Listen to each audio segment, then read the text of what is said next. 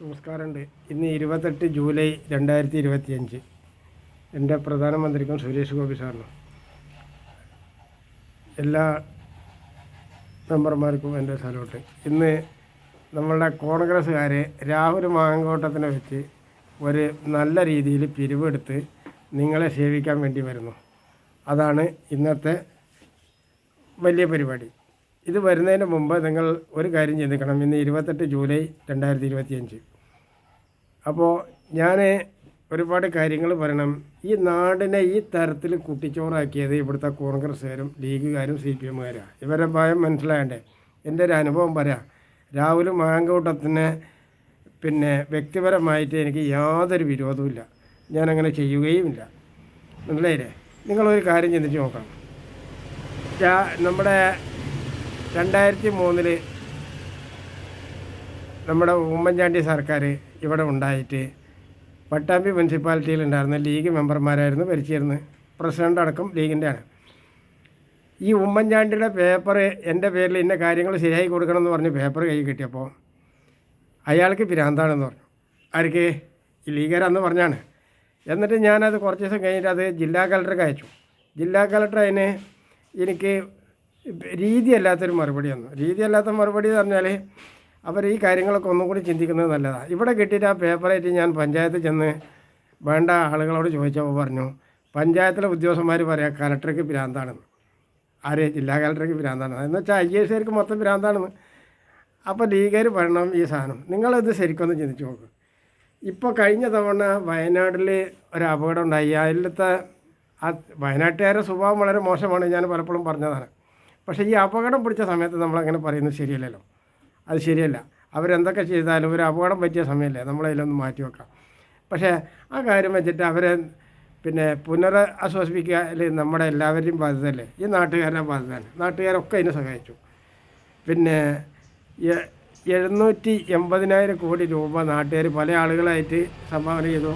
നമസ്കാരം എല്ലാവർക്കും. എനിക്ക് അത്രേ ചെയ്യാൻ കഴിയുള്ളൂ. അത് എന്നിട്ട് ആരൊക്കെ കൊടുത്തു നിങ്ങളൊന്ന് ആലോചിച്ച് നോക്കി. അവിടെ വയനാട്ടിൽ ജയിച്ചു പോയത് രാഹുൽ ഗാന്ധിയാണ്. രാഹുൽ ഗാന്ധി ഇന്നൊന്നല്ല, മുമ്പും ഇവിടുത്തെ ഭരണം ഇരിക്കുമ്പോൾ പ്രധാനമന്ത്രി കസാലയിൽ ഇരുന്നിട്ട് ആരും സഹായിച്ചില്ല. ആരുടെ കാര്യമില്ല. ആ തടസ്സങ്ങളൊക്കെ ചെയ്യുന്നത് ഇവിടുത്തെ മുസ്ലിം ആളുകളാണ്. നിങ്ങളെ ചിന്തിക്കണം.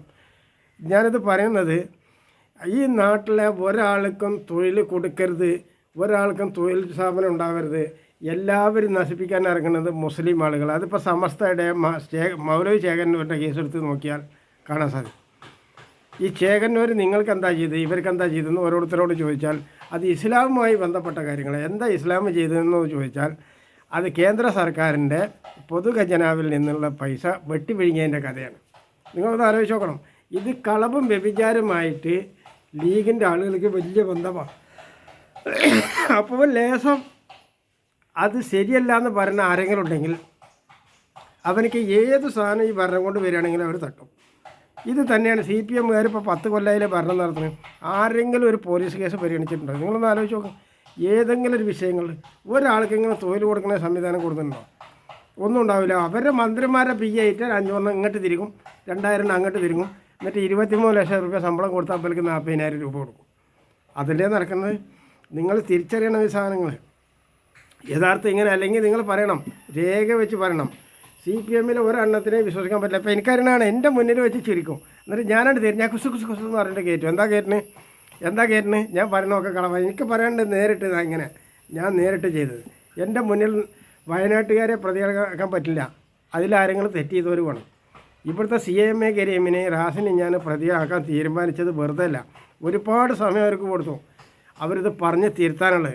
ഇവിടുത്തെ പള്ളി കമ്മിറ്റികളും ഇവിടുത്തെ മുഴുവൻ മുസ്ലിം യൂണിവേഴ്സിറ്റികളും അറബി കോളേജുകളും മുഴുവൻ പൊളിക്കേണ്ടതാണ്. എന്താ കാരണം? ഇവരെ ഇതിൻ്റെ ഉള്ളിലിരുന്നിട്ട് ഇസ്ലാമിക തത്വം എന്താ? അല്ല, ഖുർആൻ്റെ തത്വം എന്താ? ഞാൻ ചോദിക്കട്ടെ, എന്താണ് ഖുർആൻ്റെ തത്വം? മറ്റുള്ളവരെ നശിപ്പിക്കുക, അവൻ്റെ വീടടിച്ച് പൊളിക്കുക, അവൻ്റെ പെണ്ണുങ്ങളെ കുട്ടികളെ കൊല്ലുക എന്ന ഇസ്ലാം നിങ്ങളെ പഠിപ്പിച്ച് കേരളത്തിലുള്ള സമസ്തയും ലീഗുകാരും പഠിപ്പിക്കുന്നതാണ്. മറ്റുള്ളവരെ നാശം ചെയ്യുക, കൊല്ലുക എന്നുള്ളതാണ്. അതിന് അവർ കണ്ടെത്തിയ ചില ന്യായങ്ങളുണ്ടാവും. അവർ കണ്ടെത്തിയ ന്യായം എന്താ? അവർ പറയുമ്പോൾ വാലാട്ടില്ല തലാട്ടില്ല എന്ന് മാത്രമാണ്. ഇതാണോ ഒരു കുറ്റം? ഈ നിങ്ങളെ കണ്ടിട്ട് നമ്മൾ ചേർച്ചില്ലെങ്കിൽ ഞങ്ങൾ പ്രതികളാണോ? ആണോ? നിങ്ങൾ പറയും. അതാണോ ശരി? ഇവിടുത്തെ ഈ കോൺഗ്രസ്സുകാർ ഭരിച്ച സമയത്ത് ഒരെണ്ണത്തിൻ്റെ ഒരു കാര്യവും ചെയ്യാൻ ഒരു ലീഗർ സമ്മതിക്കില്ല. അപ്പുറത്ത് CPM തീരാൻ വയ്ക്കില്ല, കാരണം എൻ്റെ പാർട്ടിക്കാരനല്ലോ എന്ന് പറയും. മനസ്സിലായില്ലേ? CPM ഭരിക്കുമ്പോൾ എന്നാൽ എന്താ അവർ സ്വന്തം പാർട്ടിക്കാരെ കാര്യം ചെയ്ത് ഒരാളുടെ ഒരു കാര്യം ചെയ്യില്ല. CPM ഉള്ള ആളുകൾ പല രീതിയിൽ എത്തിപ്പെട്ട ഒരാളുടെ ഒരു കാര്യം ഇക്കാലം വരെ പരിഗണിച്ചിട്ടില്ല. ഇവിടെ എൻ്റെ വീടിൻ്റെ അടുത്ത് ഇപ്പോൾ കഴിഞ്ഞ ഈ മഴ തുടങ്ങിയ സമയത്ത് കാറ്റും മഴയും വന്നിട്ട് ഒരു തേക്ക് ലൈൻ്റെ മുകളിൽ പൊട്ടി വീണു. ഒരു ട്രാൻസ്ഫോമറിൽ 4 പീസ് കത്തിയാൽ 6 പീസ് ഇട്ടാൽ പിന്നെ 16 ട്രാൻസ്ഫോമറാണ് വർക്കാവുക. ഇവിടെ മൂലക്ക് അവിടെ ഇട്ടു, ഒരാഴ്ച ഇട്ട് വന്നിട്ട് ഞാനിവിടെ വന്നിട്ടുള്ള പമ്പർമാരൊക്കെ അനാവശ്യം പറഞ്ഞ് സാറാറ് വന്നപ്പോഴാണ് പിന്നെ പോയിട്ട് അതുപോലെ ഇത് 2 ദിവസം കഴിഞ്ഞാൽ കെട്ടിയത്. എങ്ങനെ നിങ്ങൾ ഇവരെ നോക്കുക? ഒരു ഭരണം ഏതെങ്കിലും ഒരു പാർട്ടിയെ ജനങ്ങൾ തിരഞ്ഞെടുത്തത് ശരി, ഓക്കെ. എന്നിട്ട് ഇവിടുത്തെ സംവിധാനങ്ങൾ എന്താ ഇവിടെ തൊഴിൽ സ്ഥാപനം കൊണ്ടുവരാത്തത്?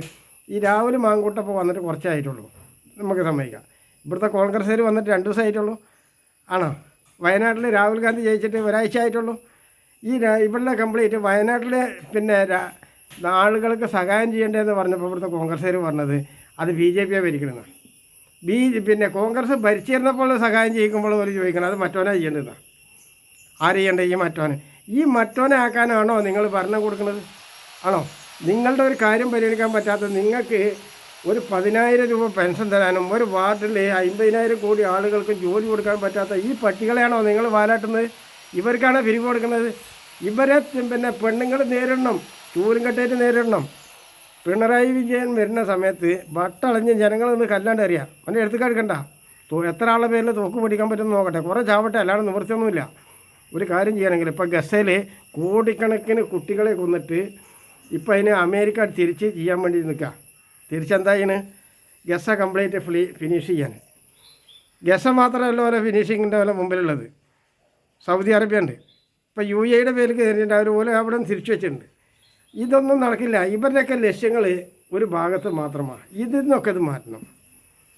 പിന്നെ BJPക്ക് സപ്പോർട്ട് ചെയ്യാമെന്ന് പറഞ്ഞതും BJPയുടെ കൂടെ നിൽക്കുന്നതും BJPയുടെ ശരിക്കുള്ള നയം അറിഞ്ഞതുകൊണ്ട് തന്നെ ഇവിടെ ഉത്തരേന്ത്യയിൽ നടന്നുള്ള കലാപങ്ങൾ, അക്രമങ്ങൾ, അതിൻ്റെ പിന്നാമ്പുറത്ത് പ്രവർത്തിച്ചത് കംപ്ലീറ്റ് ഇവിടുത്തെ കോൺഗ്രസ്സുകാരാണ്. അപ്പോൾ എനിക്ക് എൻ്റെ സ്വന്തം അനുഭവം ഞാൻ പറഞ്ഞല്ലോ, ക്ലിയറായിട്ട് എവിഡൻസ് ഉള്ളത്. എന്നിട്ട് എന്തുണ്ടാക്കി? ഇതിൻ്റെ പോലീസ് കേസ് പുറത്തേക്ക് വന്നാൽ വരാൻ ആരും സമ്മതിക്കണില്ല. എല്ലാവരും കൂടി തിരുവനന്തപുരത്ത് പോയി 500 തവണ പിണറായി വിജയനെ കണ്ടത് രേഖണ്ട് എൻ്റെ കയ്യിൽ. മനസ്സിലായോ? 500 തവണ. അപ്പോൾ അത്തരത്തിലൊക്കെ ചിന്തിക്കുമ്പോൾ നിങ്ങൾ ഒരു കാര്യം മനസ്സിലാക്കണം, ഇത് നാട്ടുകാർക്ക് ഇന്നല്ലെങ്കിൽ നാളെ അറിയും, അവർ പണിയുകയും ചെയ്യും. ഇപ്പോൾ ഞാനിതാ ഇവിടുത്തെ പിന്നെ വയസ്സായ ആളുകളോട് പറയാണ്, ഞാൻ മുഖ്യമന്ത്രി ആയാൽ എൻ്റെ 3ാമത്തെ കൊല്ലം മുതൽ തൊട്ടിട്ട് നിങ്ങൾക്ക് 25,000 രൂപ പെൻഷനുണ്ടാവും. നിങ്ങളുടെ 30ാമത്തെ ദിവസം നിങ്ങളുടെ അക്കൗണ്ടിൽ വരും. എന്തെങ്കിലും കാരണവശാല സർക്കാരിൻ്റെ കാര്യമല്ലേ, ഒരു ദിവസം 2 ദിവസമൊക്കെ ചിലപ്പോൾ ഇങ്ങനെയൊക്കെ വരും. 25,000 രൂപ വരും. കയറിയ ഉടനെ 10,000 രൂപ നിങ്ങൾക്ക് ഉണ്ടാവും. 200 രൂപയുടെ ശ്വാസം മുട്ടൽ അറ്റാക്ക് വരുന്നതിൻ്റെ മരുന്നുണ്ടാവും. 200 രൂപയുടെ. പക്ഷേ അത് ഡെയിലി ഒന്നും ഉണ്ടാവില്ല. മനസ്സിലായില്ലേ? 3 മാസത്തിൽ വരുന്നതാണ്. മനസ്സിലായോ? നിങ്ങൾ കാര്യം മനസ്സിലായല്ലോ? ഇവിടെ ഓട്ടിസം ബാധിച്ച മുഴുവൻ കുട്ടികളെ പുറത്തേക്ക് എടുക്കും. അതുപോലെ തന്നെ തണ്ടൽ മുറിഞ്ഞ മുഴുവൻ ആളുകളെ പുറത്തേക്ക് എടുക്കും. അതിന് ഇൻഷൂർ ഉണ്ടാക്കിയിട്ട് അവർ ഇൻഷൂർ കമ്പനിയോട് മുഴുവൻ പൈസ അടച്ചിട്ടാണ് നമ്മളിത് ചെയ്യുക. പക്ഷേ നിങ്ങൾക്ക് കിട്ടുന്നത് നിങ്ങൾ പ്രതിമാസം പൈസ അടക്കണം, കൂടാണ്ട് കഴിയില്ല. നിങ്ങളെ തൊഴിലിനും ജോലിക്കും വിടാൻ സംവിധാനം ഒരുക്കുക. അതിൻ്റെ പൈസ നിങ്ങൾ അടക്കണം. മാസത്തിൽ ഇത്ര രൂപ പറഞ്ഞിട്ട് അത് അടക്കന്നെ വേണം. മനസ്സിലായോ? അതുപോലെ പഞ്ചായത്തിൻ്റെ വീട് നിങ്ങൾക്ക് ലോണായിട്ട് തരില്ല, അടവിനും തരില്ല, ഫ്രീയും തരില്ല. അതേ സ്ഥാനത്ത് നിങ്ങൾ തൊഴിൽ ചെയ്യുന്ന നിങ്ങളുടെ തൊഴിലിന് പിടിച്ചെടുത്ത് നിങ്ങൾക്ക് മാന്യമായിട്ട് എല്ലാവർക്കും ഇതിൽ നമ്മൾ കാണുന്ന കാഴ്ച എന്താണെന്ന് അറിയാമോ നിങ്ങൾക്ക്? അതെന്താണെന്നറിയോ? ഈ നാട്ടിലെ തൊഴിലെടുത്തിട്ട് GSTയിൽ പൈസ വരണം, നമ്മുടെ റോഡും പാലങ്ങളൊക്കെ ശരിയാക്കാൻ. നമ്മൾക്ക് ഇപ്പോൾ 4 കോടി രൂപ ഒരു വീടിന് ടാക്സാണ് ഇപ്പോൾ നടന്നുകൊണ്ടിരിക്കുന്നത്. അത് 2-3 കുറക്കുമ്പോൾ എത്ര വരും എന്ന് നിങ്ങളൊന്ന് ചിന്തിച്ച് നോക്ക്. നിങ്ങൾക്ക് തന്നെ അറിയാലോ. അപ്പോൾ അത് മാത്രമല്ല, ഇവിടെ തൊഴിൽ ചെയ്യുന്ന കമ്പനികൾക്ക് ഫുൾ അനുമതി കൊടുക്കും. അവരുടെ പൊല്യൂഷൻ ഈ കാര്യത്തിന് കർശനമായ തീരുമാനങ്ങളെടുക്കും. മനസ്സിലായില്ലേ? അവർക്കൊക്കെ ഇത് നടത്താൻ പറ്റാവുന്ന ഒരു സംവിധാനത്തിൽ എല്ലാവരെയും എത്തിക്കും. അതായത് ഒരു സാധനം വർക്ക് ചെയ്യുമ്പോഴാണ് നമുക്ക് കാര്യങ്ങൾ നടക്കുക. ഇപ്പോൾ ഇതുവരെ നമുക്ക് ബാങ്കിൽ നിന്ന് ലോൺ എടുക്കാൻ പോകുന്നവരെ നമുക്ക് വരുമാനം ഉണ്ടാവും. ലോൺ എടുത്ത് ഓരോ പേപ്പറിൽ ഒപ്പിട്ട 1 ഉറുപ്പ കിട്ടാണ്ടാവും.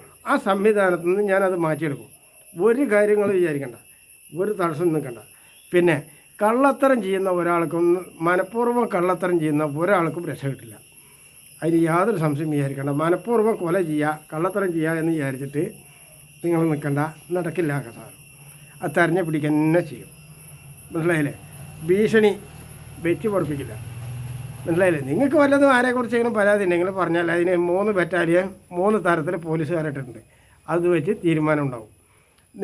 നിങ്ങൾക്ക് പറയാനുള്ളതോ അവർക്ക് പറയാനുള്ളതോ നമുക്കൊന്ന് കേൾക്കാം. അതിൻ്റെ ശേഷം നമുക്ക് തീരുമാനിക്കാം. എന്നിട്ട് നഷ്ടം നിങ്ങൾ വരുത്തിയിട്ടുണ്ടെങ്കിൽ കൊടുക്കേണ്ടി വരും. മനസ്സിലായില്ലേ? അപ്പോൾ നിർബന്ധമായിട്ട് നിങ്ങൾ അക്രമം ആദ്യം നിർത്തേണ്ടി വരും.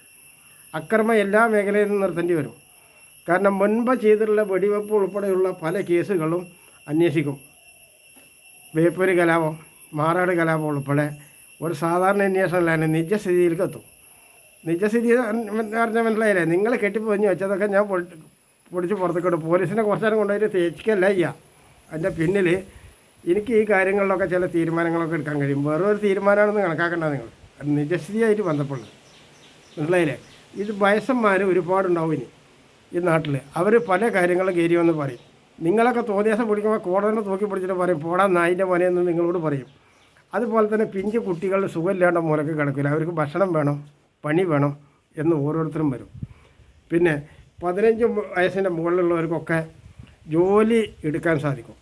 അങ്ങനെ ജോലി നിങ്ങൾക്ക് ആവശ്യമുള്ളവർ കംപ്ലീറ്റ് എന്നെ മനസ്സിലായല്ലോ.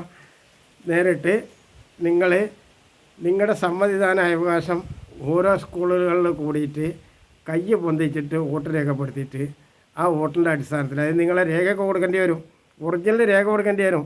700 കൊല്ലുമ്പോൾ മരിച്ച ആളുടെ രേഖയൊന്നും കൊടുത്താൽ പോരാ. ഇന്ന് ജീവിച്ചിരിക്കണേ നിങ്ങളുടെ രേഖ കൊടുക്കേണ്ടി വരും. ആ ലെവലിലേക്ക് കൊണ്ടുവരും. പിന്നെ ഞാൻ ബഹുമാനപ്പെട്ട നരേന്ദ്രമോദിയുടെ പിന്നാലെ തന്നെ, അമിത്ഷായുടെ പിന്നാലെ തന്നെയാണ്. അത് മാത്രം പോരാ, കെ സുരേന്ദ്രൻ്റെ പിന്നാലെ തന്നെയാണ്. അത് ഒ രാജഗോപാലിൻ്റെ പിന്നാലെ തന്നെ. മനസ്സിലായില്ലേ? ഒരു അഡ്ജസ്റ്റ്മെൻറ്റും ഇല്ല. അവരിരിക്കുന്ന വേദിയിൽ പോലും ഞാൻ ഒരു കാര്യം നേരെ പറയില്ല, ഒരു കാര്യവും പറയില്ല. അവരെ നശിപ്പിക്കണം എന്നല്ല അതിൻ്റെ ഉദ്ദേശം. അവർക്ക് പറയാനുള്ളത് അവർ പറയട്ടെ, ബാക്കി നോക്കാം. നിങ്ങൾക്ക് പറയാനുള്ളത് നിങ്ങൾ പറയും. മനസ്സിലായില്ലേ? അങ്ങനെ ഓരോ കാര്യങ്ങളിലാണ് നമ്മൾ തീരുമാനമെടുക്കുക. BJPയെ മോശമാക്കിയിട്ട് ഒരു കച്ചവടത്തിനും ഏർപ്പെട്ടില്ല. പിന്നെ ചില വിട്ടുവീഴ്ചകളൊക്കെ എല്ലാവരുടെ ഭാഗത്തുനിന്നും വേണ്ടി വരും. മനസ്സിലായില്ലേ? അത് ഞാനും തയ്യാറാണ്. എൻ്റെ ഏത് ഭാഗവും തയ്യാറാണ്. ഒന്നുണ്ട്, നിർബന്ധമായിട്ട് മനഃപൂർവ്വം ചെയ്ത കുറ്റകൃത്യങ്ങൾക്ക് മാപ്പ് കിട്ടില്ല. പിന്നെ ഒരു കാര്യം ഞാൻ പറയുന്നത്, കല്യാണ പരസ്യം വഴി കല്യാണ പരസ്യം ചെയ്തിട്ട് അതിൻ്റെ പിന്നിൽ തകരാറ് കളിച്ചിട്ടുള്ള ആര് തന്നെയാണെങ്കിലും ശരി, അത് പോലീസുകാരായാലും ശരി, അത് പുനഃപരിശോധന വരുമ്പോൾ ഞാനൊരു തലക്കെന്ന് പരിശോധിക്കുക. കാരണം ആണ് പെണ്ണായി നിന്നിട്ട് അശീലങ്ങൾ വാങ്ങിയിട്ട് അത് പിന്നാമ്പുറത്ത് കൂടെ കളി അതിൽ കളിച്ചതായിട്ട് ശ്രദ്ധയപ്പെട്ടിട്ടുണ്ട്. ആ കളി അത് കാര്യമാണ്. അത് കളിയല്ല, അത് കാര്യമാണ്. കളിയാണ്. മനസ്സിലാക്കണം. ഇത് ആർക്കാണ് ബാധിക്കാമെന്ന് നിങ്ങൾ ആലോചിച്ച് നോക്കുക.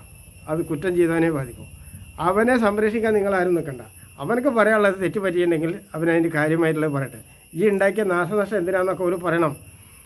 എന്നിട്ട് വേണം ഇനി വേറൊരുത്തന്നെ അവരുണ്ടാക്കണ്ടേ. വേറൊരുത്തനെ ഇവനെ ആക്രമിക്കരുത്. ഒരു ബാങ്ക് ഇനി ഇവർ പോയിട്ട് കൊള്ളടിക്കരുത്. അസ്സലാമു അലൈക്കും.